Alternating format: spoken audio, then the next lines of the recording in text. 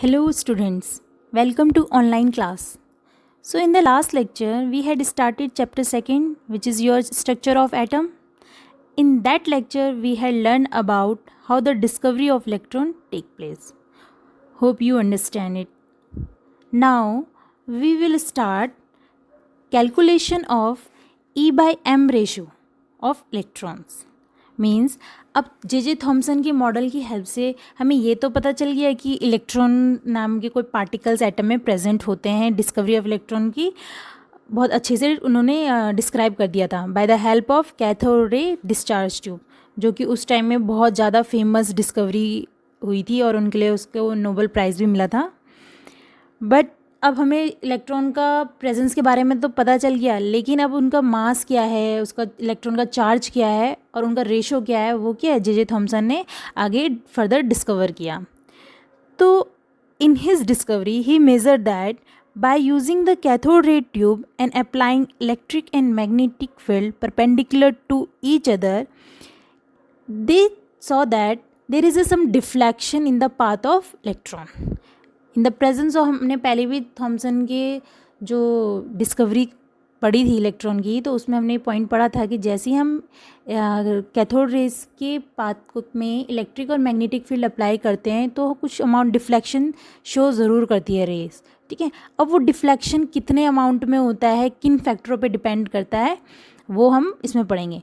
तो जो डिफ्लेक्शन होता है वो क्या करता है, 3 फैक्टर्स में डिपेंड करता है. First one is charge on electrons. Means greater the magnitude of charge of particles, greater is the interaction with the electric field, therefore greater the deflections. जितना ज़्यादा आपके इलेक्ट्रॉन के ऊपर चार्ज होगा उतना ही क्या इलेक्ट्रिक फील्ड पे इंट्रैक्शन करेगा, और जितना इलेक्ट्रिक फील्ड से वो इंट्रैक्शन करेगा उतना ही क्या होगा, अपने पाथ से क्या होगा, डिफ्लेक्ट होगा, तो उतना ही डिफ्लेक्शन होगा. तो हम कह सकते हैं, we can say that greater the magnitude of the charge of the electron, greater will be the deflection. Now the next is mass of particles. Lighter the particles, greater is the deflection. Obvious है, जितना छोटा particle होगा, जितना हल्का wait होगा किसी भी particle का, उतनी जल्दी वो डिफ्लेक्ट होगा. अगर कोई भारी इंसान है, अगर उसको हम खींचेंगे तो हमें ज़्यादा ताकत लगानी पड़ेगी, और कोई हल्का है तो क्या है, बहुत कम फोर्स लगानी पड़ेगी. तो वही है यहाँ पे भी, lighter the particle greater is the deflection. C is strength of electric and magnetic field. अब स्ट्रेंथ, अब हम यहाँ पे इतनी देर से बात कर रहे हैं कि इलेक्ट्रिक फील्ड और मैग्नेटिक फील्ड्स की डिफ्लेक्शन जो होगी, प्रोड्यूस होगी, उसी के बारे में पढ़ रहे हैं. तो जितनी ज़्यादा हम स्ट्रेंथ लगाएंगे, यानी जितनी ज़्यादा हम फोर्स लगाएंगे, उतना ही ज़्यादा क्या करेंगे, हम किसी इंसान को खींच पाएंगे, पुश कर पाएंगे. या फिर सपोज़ दैट आप 2 बंदे लड़ रहे हैं और जिसने जितनी ज़्यादा ताकत लगाई वो क्या करेगा, उतनी जल्दी उसको हराएगा, दूसरे को हराएगा. तो वैसे ही यहाँ पे बात होती है जी, more the strength of electric and magnetic field more is the deviation. जितना ज़्यादा स्ट्रॉन्ग आपका इलेक्ट्रिक और मैग्नेटिक फील्ड होगा उतना ही क्या होगा, डिफ्लेक्शन होगा, डेविएशन होगा. किसका, जो रेज आ रही है, कैथोड रेज आती है, वो क्या होगी, अपने पास से उतनी जल्दी डिफ्लेक्ट होगी. सो बाय सीइंग ऑल 3 मेजरमेंट, अब ये जो डायग्राम है आप इनकी हेल्प से देख सकते हो कि ये जो चार्ज मास रेशियो है इस डायग्राम की हेल्प से डिटरमाइन किया गया. ठीक है, डिफ्लेक्शन दिखाई दिया, A point, B point, C point, in the presence of electric field, in the presence of magnetic field, और अगर दोनों को हटा दे तो क्या है, रेस बिल्कुल स्ट्रेट जा रही है. ठीक है, तो ये डायग्राम हमें इतना डीपली नहीं पढ़ना है. Now by measuring the amount of deflection, Thomson was able to calculate the value of E by m ratio. And he was found that E by m ratio will be 1.758820 into 10 की power 11 coulomb per kg, where m is the mass of electron and E is the magnitude of charge on electron. तो अपनी discovery करने के बाद जो उसने calculation इतनी deviation से, डिफ्लेक्शन से प्रोड्यूस करा कि कितना अमाउंट डिफ्लेक्शन हुआ, सम कैलकुलेशन, हम उतना डीपली नहीं जाना है, आपके सिलेबस में नहीं है, सिर्फ वैल्यू फाइंड आउट करनी है आपको. तो जो हमारे पास उसके पास अमाउंट आया वो कितना आया, ई बाई एम रेशो कितना आया, 1.758820 इंटू 10 टू की power 11 coulomb per KG. Important value है, याद करना. नाउ अब ई बाई एम रेशियो तो आ गया, लेकिन अब हमारे पास एक और चीज़ रहेगी. क्या रह गई है, which is charges on the electron and the mass of the electron. So R.A. Millikan नाम के एक साइंटिस्ट थे, उन्होंने ऑयल ड्रॉप एक्सपेरिमेंट किया. Again this experiment we will study in further video. Okay, now आर्य मिल्टन ने ऑयल ड्रॉप एक्सपेरिमेंट किया और चार्ज ऑन इलेक्ट्रॉन की क्या करा, डिटरमाइन किया, जो कि आया, चार्ज ऑन इलेक्ट्रॉन आया -1.6 into 10⁻⁻19 coulomb. And we know that by the simple mathematical value that अब हमारे पास ई चार्ज ऑफ इलेक्ट्रॉन भी पता है और हमें E/m रेशो भी पता है. तो हमें पता है कि हम मास ऑफ इलेक्ट्रॉन आराम से निकाल सकते हैं. तो हमने डायरेक्ट फॉर्मूला लगा दिया, charges of electron divided by E/m ratio, जो कि वैल्यू सब्सटीट्यूट करी और हमारे पास मास ऑफ इलेक्ट्रॉन क्या है, 9.1094 इंटू 10⁻⁻31 kg. तो हमारे पास इलेक्ट्रॉन का चार्ज भी आ गया, मास भी आएगा और इलेक्ट्रॉन और मास का रेशो भी आ गया. ठीक है, तो यहाँ पे आपकी डिस्कवरी ऑफ इलेक्ट्रॉन ख़त्म होती है. और डिस्कवरी ऑफ इलेक्ट्रॉन किसने करी, इसमें इंपॉर्टेंट पॉइंट्स है थॉमसन का मॉडल, थॉमसन के मॉडल का cathode ray tube descriptions, electron charge mass ratio, electron का जो चार्ज होता है उसकी वैल्यू, मास का जो उसकी वैल्यू होती है वो याद रखनी है आपको. ठीक है, now our next discovery is about discovery of proton. Now on paper E Goldstein जो नाम के साइंटिस्ट थे, उन्होंने क्या कहते हैं, डिस्कवर किया था क्या, प्रोटॉन्स को. The presence of positively charged particle in an atom had been first observed in 1886 by E. Goldstein based on the concept that atoms are electrically neutral, that is it has same number of positive and negative charge. अब ये already पहले से बता दिया था कि जो आपका एटम होता है वो उसमें सेम नंबर ऑफ पॉजिटिव और नेगेटिव चार्जेस इक्वल होते हैं. जो एटम होता है वो इलेक्ट्रिकली न्यूट्रल होता है. तो ये बात वहीं से गोल्डस्टीन के दिमाग में आ गई थी कि अगर हमारे जो एटम है उसमें नेगेटिव चार्ज है तो some amount of positive charge भी होना चाहिए. तो डिस्कवरी उसने स्टार्ट कर दी. In his experiment he had made 2 changes. अब कैथोड रे ट्यूब जो था, जो एक्सपेरिमेंट जो थॉमसन ने ऑलरेडी डिस्कवर कर दिया था, वो कैथोड रे ट्यूब बहुत ही फेमस हो गया था उस टाइम. अब सारे साइंटिस्ट ऐसे थे कि अपनी हर टाइप के जितना पॉसिबल हो सकता था, कोई कैथोड के प्लेट को बदल रहा है, कोई एनोड को, कोई वोल्टेज ज़्यादा कर रहा है, कोई प्रेशर कम ज़्यादा, और डिफरेंट रिजल्ट्स देख रहे थे. तो ऐसी गोल्डस्टीन ने भी अपने प्रैक्टिकल में, अपने एक्सपेरिमेंट में 2 चेंजेस करें जो कैथोड रे डिस्चार्ज ट्यूब से थोड़ा सा अलग थे. That is first one is changes the gas pressure and perforated cathode. Means gas pressure को चेंज किया. अगर आपको याद हो तो हमने उसमें पढ़ा था कि जो गैस प्रेशर होगा वो क्या होना चाहिए, should be low, but here little bit more, not so high but little bit more than the cathode ray tube. And यहाँ पे जो वहाँ पे हमारे पास रेज जो आ रही थी वो एनोड से आ रही थी. एंड यहाँ पे जो परफोरेटेड होंगे यानी जो होल्स होंगे वो क्या होंगे, कैथोड की प्लेट पर होंगे. ठीक है, now next is he observe that when high voltage electricity is passed through a cathode tube fitted with a perforated cathode containing gas at low pressure, a new type of rays was produced from positive electrode which moved toward cathode. So ये क्या बोलते हैं, पहले आप diagram देख लीजिए. Now you can see in the diagram there is a 2 electrode, positive, negative. Positive is called cathode or negative is called anode. And there is a perforated cathode is here, and the rays is coming from the anode side and strike on the cathode, and same process हो रहा है. Cathode पर raise जा रही हैं और क्या है, एक आपको स्क्रीन क्या है, ग्लो करती हुई दिखाई दे रही है, रेड कलर की ग्लो करती हुई दिखाई दे रही है. वो रेज स्ट्राइक है तो अब जाके हमें पता चलता है कि yes there is a some rays which is coming and strike to the cathode metal electrode या उसके सरफेस पर. तो जो ये रेज़ होती हैं ये क्या है, कैनाल की तरह इतनी आती हैं, तो इसीलिए इस रे को क्या होता है, कैनाल रेज भी बोला जाता है. ठीक है, now this rays is term also as canal ray, positive rays और एनोड रेज. ठीक है, अब नाउ अगर हम डायग्राम को डीपली समझें तो इसमें इन्होंने बोला था कि आपका अगर लो प्रेशर का मतलब ये नहीं है कि आपने बहुत ही सेम वैसी प्रेशर लेना है, little bit higher than the cathode ray tube.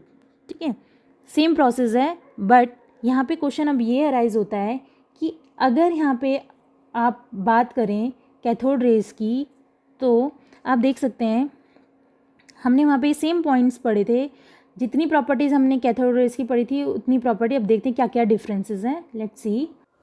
Now next is properties of canal rays. So almost cathode rays और कैनाल रेज जो भी हैं आपकी सारी प्रॉपर्टीज़ ऑलमोस्ट सेम है, but some properties are different और हमें फोकस उन्हीं पे करना है। So start is they travel in a straight line. First one is they travel in a straight line, जो कि हम ऑलरेडी बता चुके हैं कि जो रेज होती हैं वो क्या होती हैं, स्ट्रेट लाइन में ट्रेवल करती हैं। Second one is they are made up of positive charge particles. This rays यानी canal rays is made up of positive charge particles, that's why they are going to be strike on the cathode electrode. Third one is they produce fluorescence and have kinetic energy. So now is fluorescence क्या होता है, kinetic energy यानी motion कैसे होता है, ये हम सब आपके कैथोड रे में पढ़ चुके हैं, सिमिलर है। Fourth is the value of the charge on the particle constituting the anode rays is found to depend on the nature of gas taken. Now, if you remember in the cathode ray discharge tube, we had learned that the value of the charge on the particle constituting the cathode rays does not depend on the nature of the gas taken. But here we see that the value depend on the nature of the gas taken. Means if you change the gas, the value of the charged particle has been changed. Similarly, the mass of the particle is found to be changed when the nature of the gas is changing. तो हम ये यहाँ से देख सकते हैं, ये difference यही स्टार्ट होता है कि जो वैल्यू है चार्ज पार्टिकल्स की वो किस पे डिपेंड करती है, नेचर ऑफ द गैस। जैसे जैसे हम गैस ट्यूब में बदल रहे हैं वैसे ही आपकी जो वैल्यूज़ हैं चार्जेस की वो भी बदल रही हैं। तो अगर चार्ज की वैल्यू मास की वैल्यू बदल रही है तो उनका रेशो भी क्या होगा, डेफिनेटली डिपेंड करेगा गैस जो भी हम ले रहे हैं ट्यूब में। ठीक है। Now last one is their behaviour in electric and magnetic field is opposite to the observe for electron. जैसे हमने इलेक्ट्रॉन में देखा था कि जब जो आपकी लाइट जो आपकी रेज होती हैं ट्रेवल करती हैं, और अगर if we apply electric and magnetic field they deflected toward the positive plate of the electric field, that's why we call that they are made up of negative charge particles. तो similarly if you say in the second point they are made up of positive charge particle, then obviously it is understood that their behavior is just opposite to that of electron. Okay अब जैसे आपका electron, अगर हम एक तरफ से बोल रहे हैं कि आपका जो इलेक्ट्रॉन का चार्ज है वो नेगेटिव है, उसकी वजह से ही वो क्या होते हैं, जो आपकी इलेक्ट्रिक फील्ड अप्लाई करने पर पॉजिटिव प्लेट की तरफ डिफ्लेक्ट होते हैं। और यहाँ पर हम कह रहे हैं कि जो हमारे चार्ज पार्टिकल्स हैं वो पॉजिटिवली चार्ज पार्टिकल हैं, तो अगर वो इलेक्ट्रिक फील्ड के कौन से चार्ज प्लेट की तरफ डिफ्लेक्ट होंगे, नेगेटिव, जस्ट अपोजिट क्या होंगे, इलेक्ट्रॉन के। ठीक है। Then you can see here, now the question is what is the origin of anode rays. You know that we can say that cathode rays are made up of electron, but we cannot say anode rays is made up of proton. So the question is, अगर हम anode rays ये नहीं बोल सकते कि anode रे proton से बने हैं, कैथोड रे को तो बोल सकते हैं कि वो इलेक्ट्रॉन से बने हैं, लेकिन एनोड रेज को नहीं बोल सकते हैं वो प्रोटॉन से बने हैं।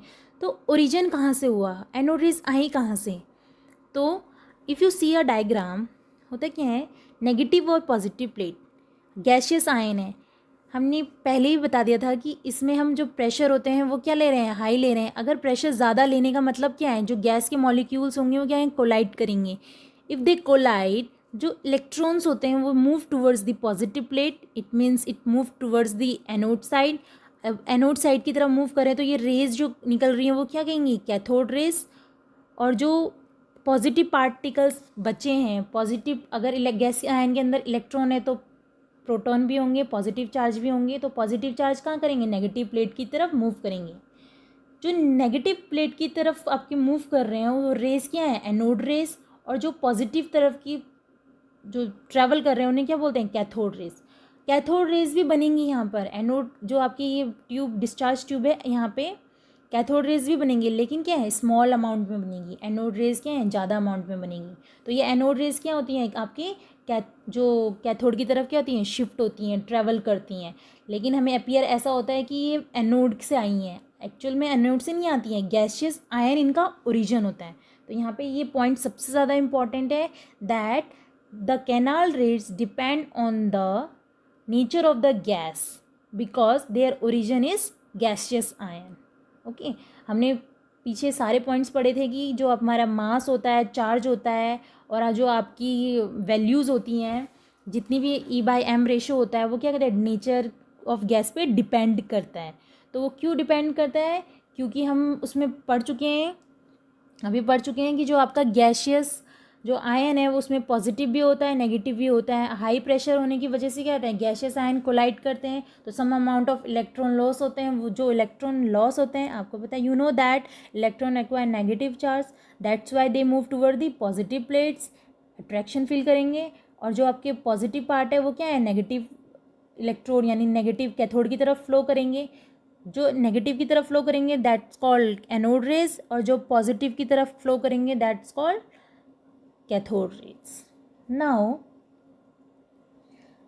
there is next some other point is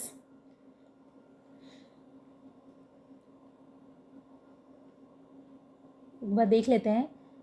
first one is these rays are believed to be produced as a result of knockout of the electron from the gaseous atom by the bombardment of high speed electron of the cathode rays on them। Obviously जो cathode rays की bombardment होती है, high speed से electron travel करते हैं, और क्या कहते हैं जो आपके इलेक्ट्रॉन होते हैं वो कहाँ ट्रेवल करने लग जाते हैं आपकी एनोड साइड, और जो पॉजिटिव पार्ट होते हैं वो कहाँ ट्रेवल करते हैं कैथोड की side. These anode rays are not emitted from the anode but are produced in the space between the anode and the cathode। ये हम डिस्कस कर चुके हैं। The origin of the anode rays is gaseous ion, that's why the charge value ratio, mass value ratio depends on the nature of the gas। Now जो आपका charge mass ratio अब हम बोल रहे हैं कि गैस पे नेचर पे डिपेंड करता है, तो जैसे जैसे हम गैस ट्यूब में बदलते जा रहे हैं वैसे वैसे रेशो भी क्या हो रहा है बदलता जा रहा है। So it is difficult that to calculate the E/M ratio for proton. So एक कंक्लूज़न निकाला गया, सबसे पहले एक वैल्यू सेट करी, देखा गया कि ऑब्जर्व किया गया E/M रेशो सबसे ज़्यादा हाईएस्ट कहाँ पे आया, मैक्सिमम वैल्यू हमें कहाँ पे मिल रही है। तो it was found that if we put lightest gas hydrogen gas in the discharge tube the E/M value found to be maximum। Means अगर हम हाइड्रोजन गैस को सब अंदर डिस्चार्ज ट्यूब में रखें तो क्या पाया गया E/M रेशो को जब कैलकुलेट करा तो सबसे ज़्यादा मैक्सिमम उसी के केस में आई। So we can say that in case of hydrogen anode rays are made up of protons. So आपको अगर हम आज की डेट के हिसाब से बात करें तो हमें पता है कि हाइड्रोजन के अंदर प्रोटॉन होता है और ये क्या होता है इलेक्ट्रॉन होता है। तो उस टाइम पे ये चीज़ें डिस्कस करना बहुत बड़ी बात थी। तो आपको पता है अगर एक तरफ इलेक्ट्रॉन है प्रोटॉन है तो जो हाइड्रोजन का इलेक्ट्रॉन होगा वो कहाँ मूव करेगा आपकी एनोड साइड, और जो आपका उसके अंदर का प्रोटॉन होगा वो कहाँ साइड कौन सी साइड मूव करेगा एनोड साइड, कैथोड साइड। ठीक है, तो हम कह सकते हैं कि in case of hydrogen anode rays are made up of protons. ठीक है, नाउ चार्जेस ऑन प्रोटॉन। अब इतने सारे रिजल्ट हो गए, अब हमारे पास फाइनली जब हमने हाइड्रोजन की वैल्यू को सेट करा, हाइड्रोजन गैस को सेट किया, तो हमारे पास हाईएस्ट वैल्यू आई E/M की। अब हमारे पास चार्ज ऑफ प्रोटॉन कैलकुलेट हो सकता है, मास ऑफ प्रोटॉन कैलकुलेट हो सकता है। तो आई वैल्यू जो net values I charges of proton की वहीं +1.6022 into 10⁻⁻19 coulomb, and the mass of a proton is 1.672 into 10⁻27 kg। Okay, ये वैल्यूज़ इंपॉर्टेंट है, आपको याद करनी है, एग्जाम में बहुत बार पूछा जाता है ये चीज़ें, कंपटीशन में भी अभी तक पूछा जाता है। तो ये बेसिक्स वैल्यू हैं जो आपको इस चैप्टर में याद रखनी ही रखनी है। Now it was found that the mass of the proton is 1837 times of the mass of the electron. इतना टाइम ज़्यादा था किसके मास ऑफ इलेक्ट्रॉन से, प्रोटॉन का मास इतना हैवी था, मतलब जो प्रोटॉन है वो काफ़ी हैवी है as compare to electron. Now अब हमने इलेक्ट्रॉन की डिस्कवरी पढ़ ली है, प्रोटॉन की डिस्कवरी के पढ़ ली है, दोनों की वैल्यूज़ पढ़ ली हैं, चार्ज वैल्यू पढ़ ली है, मास वैल्यू पढ़ ली है, जो कि आपको वैल्यू याद रखनी है, ठीक है। Now last one is discovery of neutron. अब ऐसा हुआ था, जे थॉमसन ने, गोल्डस्टीन ने डिस्कवरी इलेक्ट्रॉन प्रोटॉन की हो गई थी। न्यूट्रॉन की डिस्कवरी बहुत लेट में हुई थी। जो प्रोटॉन इलेक्ट्रॉन की डिस्कवरी थी वो 18s में हुई थी, 1880 में हुई थी। जो आपकी न्यूट्रॉन की वो तो 19s में हुई थी। तो काफ़ी टाइम बाद ये डिस्कवरी की गई। तो ये जो डिस्कवरी है ये हम फर्दर पढ़ेंगे जब हम आगे जाके मॉडल्स पढ़ेंगे, थॉमसन मॉडल पढ़ेंगे, रदरफोर्ड मॉडल पढ़ेंगे, तो वहाँ पे हम ये डिस्कवरी को ज़्यादा डीपली पढ़ेंगे। फिलहाल हमें ये यहाँ पे ये पढ़ना है कि कहाँ से सोच स्टार्ट हुई, कैसे पता चला कि हाँ इलेक्ट्रॉन है, प्रोटॉन है, तो न्यूट्रॉन भी कुछ है, ठीक है। तो जो थ्योरेटिकल एजम्पशन था, रदरफोर्ड ने पहले ही बता दिया था कि एटॉमिक न्यूक्लियस न्यूट्रॉन के बारे में, कि न्यूट्रॉन है, एटॉमिक न्यूक्लियस के अंदर क्या है, न्यूट्रॉन है। अब रदरफोर्ड एक्सपेरिमेंट जो है वो हम बाद में पढ़ेंगे, नेक्स्ट वीडियो में पढ़ेंगे। सो उन्होंने कहा था कि अब कि जो इलेक्ट्रॉन का एटम इज़ इलेक्ट्रिकली न्यूट्रल। ये चीज़ हो चुकी है पहले भी डिस्कस, कि जो आपके साइंटिस्ट थे पहले के, उन्होंने क्या कहा था कि atom is electrically neutral. Positive charge है, पॉजिटिव चार्ज को नेगेटिव चार्ज बैलेंस करने के लिए आपको प्रोटॉन डिस्कवर हुआ। Now the question is mass balance हुआ या नहीं।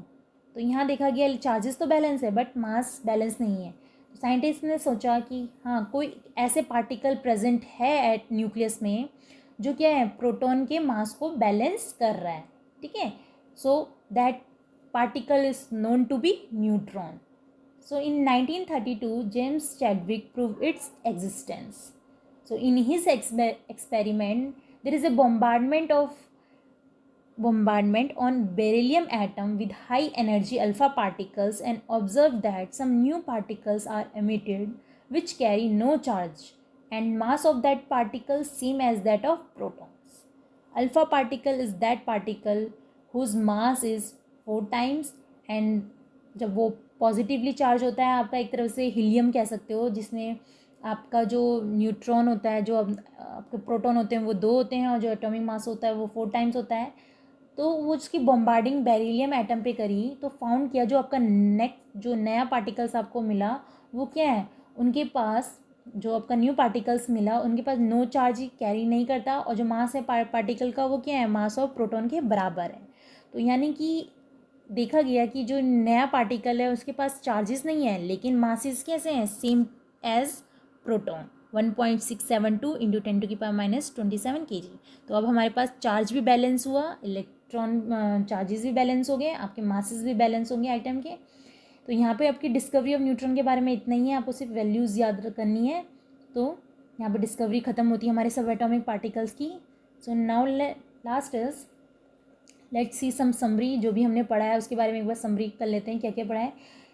We discovered about the subatomic particles which are electron, proton and neutrons. Electron is discovered by J Thomson, proton is discovered by Goldstein, and neutron is James Chadwick. Symbols आपको पता है, small e, small p, small n. Now the charge is, electron का charge क्या होता है, -1.6022 into 10⁻⁻19 coulomb. Proton का just plus, आपको पता है प्रोटॉन है पॉजिटिव चार्ज, तभी एटम को हम बोलते हैं electrically neutral. Neutron has no charge, it is completely neutral. Relative charges -1 + 1 0 and mass is. तो ये ओवरऑल आपकी समरी है चैप्टर की। नाउ अब इलेक्ट्रॉन, प्रोटॉन, न्यूट्रॉन की डिस्कवरी होगी, चार्जेस आ गए, मासेस भी आ गए। इलेक्ट्रॉन, एटम के अंदर इलेक्ट्रॉन होता है, प्रोटॉन होता है, न्यूट्रॉन। अब क्वेश्चन ये अराइज होता है, how the atom is stable. Atom stable कैसे हैं, इलेक्ट्रॉन, प्रोटॉन, न्यूट्रॉन है, हाउ दे आर अरेंज्ड। इनको किस तरीके से अरेंज किया गया कि हम बोल सकते हैं कि हाँ एटम है, एटम एग्जिस्ट करता है, एटम स्टेबल है, इलेक्ट्रॉन का मूवमेंट होता है, न्यूक्लियस क्या चीज़ होती है, प्रोटॉन है तो प्रोटॉन कहाँ पे हैं। तो ये फर्दर डिस्कवरी आई, उनके लिए बहुत सारे मॉडल आए, जो कि हमारा नेक्स्ट टॉपिक होगा डिस्कस करने का।